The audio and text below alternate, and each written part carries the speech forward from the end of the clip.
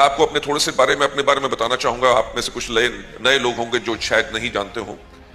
मैंने अपना कैरियर शुरू किया था वर्ल्ड की लार्जेस्ट फार्मास्यूटिकल कंपनी फाइजर के साथ। वहां पे 12 साल लगभग काम किया।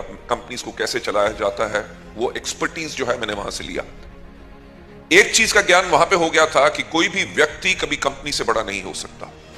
कंपनी को उस प्रकार से बनाओ ताकि कंपनी कंटिन्यूअसली ग्रो करती रहे, और जब फाउंडर्स इस दुनिया से चले भी जाएं तब भी जाके वो कंपनी अगर ग्रो करती रहे और लोगों की जिंदगियां बदलते रहे, उस प्रकार की कंपनी बननी चाहिए।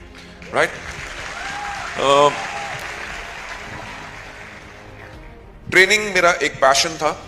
तो जब इंडिया में नेटवर्क मार्केटिंग शुरू हुई तो एक कंपनी में एज ए ट्रेनिंग मैनेजर मैं गया, और लगभग साल सवा साल के बाद ही, I don't remember the period now, मैं उनका head of sales and marketing बन गया। उस कंपनी को 0 to 150 करोड़ के आसपास लेके गए, along with the entire team जो हमने क्रिएट की।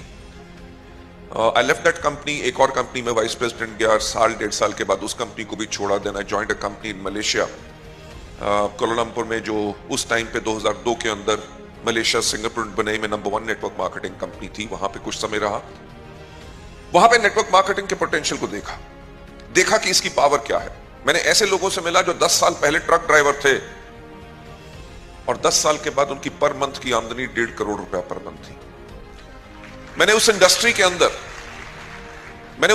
के अंदर देखा जो लोग इंजीनियर्स थे, जिन्होंने एमबीए किया हुआ था, मल्टीनेशनल के अंदर चीफ इंजीनियर थे, उन्होंने अपनी नौकरी छोड़ के फुल टाइम डायरेक्ट सेलिंग कर रहे थे।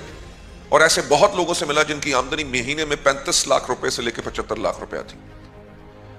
तो वहां पे एक चीज का ख्याल आया कि अगर मलेशिया, जो एक छोटा सा देश है जिसकी पॉपुलेशन उस टाइम पे मुश्किल से 2.5 करोड़ थी, मैंने कहा छोटे से देश के अंदर इतनी नेटवर्क मार्केटिंग सफल हो सकती है। पिछले 30 साल से चल रही है, 1500 से ज्यादा कंपनीज, 2.5 करोड़ की पॉपुलेशन में 1500 से ज्यादा कंपनीज गवर्नमेंट ऑफ मलेशिया के पास रजिस्टर्ड थी। और इंडिया में गेम क्या चल रहा था कि कंपनी खोलो, कंपनी बंद करो, कंपनी खोलो, कंपनी बंद करो। लीडर्स करते क्या थे, एक कंपनी से लेकर दूसरी कंपनी में जंपिंग गेम ही चलती रहती थी। तो एक ख्याल आया कि कंपनी खोलो और बंद करो का खेल जो चल रहा है वो इसलिए चल रहा है क्योंकि कंपनीज की मैनेजमेंट के पास वो एक्सपर्टीज नहीं है कि कंपनी कैसे चलाओ। दूसरा, जो लीडरशिप है वो एक कंपनी से दूसरी कंपनी में इसलिए जा रही है क्योंकि उन कंपनी के अंदर स्टेबिलिटी नहीं मिल रही, because the management is not good. Management experiment करती थी बाकी कंपनियों में, लोगों की जिंदगी के साथ खिलवाड़ होता था, लोगों को स्टेबिलिटी नहीं मिलती थी। तो जो मलेशिया की कंपनी थी उसका हमने 2003 के अंदर इंडिया में ऑपरेशन शुरू किए। 2004 में उनको भी छोड़ दिया। मैं जो हमेशा कहता हूं कि सब कंपनियां बेहतर थी, सिर्फ मेरे सोचने का तरीका अलग था। राइट।